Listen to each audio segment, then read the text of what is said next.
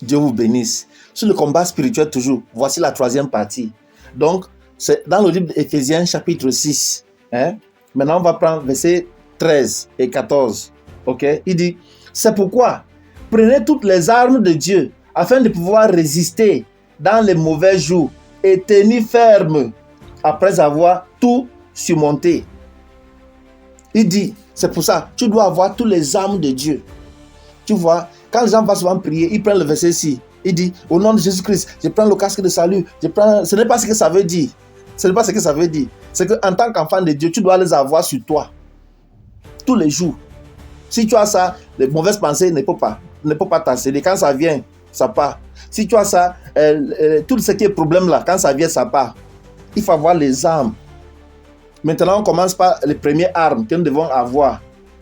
Verset 14. Tenez donc ferme. Ayez à vos reins la vérité pour ceinture. Ça, c'est première arme. On dit que à nos reins-ci, c'est la vérité qui doit être ceinture. Je vous explique. Pourquoi les reins? Vous avez déjà vu nos mamans se battre à l'époque là, où les filles, elles enlèvent son foulard, elles l'attachent ici, elles sait ça. Elle dit, aujourd'hui tu vas me voir, sans se battre. Tu comprends? Parce que c'est pour avoir la force. Et souvenez-vous de ce que Jésus a dit concernant la vérité. Je vais vous montrer ça tout de suite. Jean chapitre 8, verset 32. Il dit, vous connaîtrez la vérité et la vérité vous affranchira. Vous pouvez lire tous les contextes pour comprendre. Mais ici, permettez-moi de prendre ça.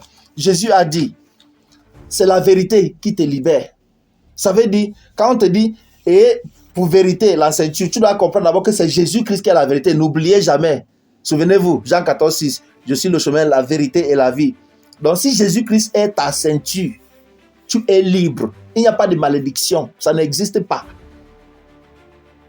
Ça n'existe pas. Pour avoir la force là, la force souveraine, pour avoir la force, il faut tenir la vérité. Porte Jésus comme la ceinture. Si tu laisses, tu poses, tu seras faible. Ça, c'est première arme. Ça veut dire connaître la vérité.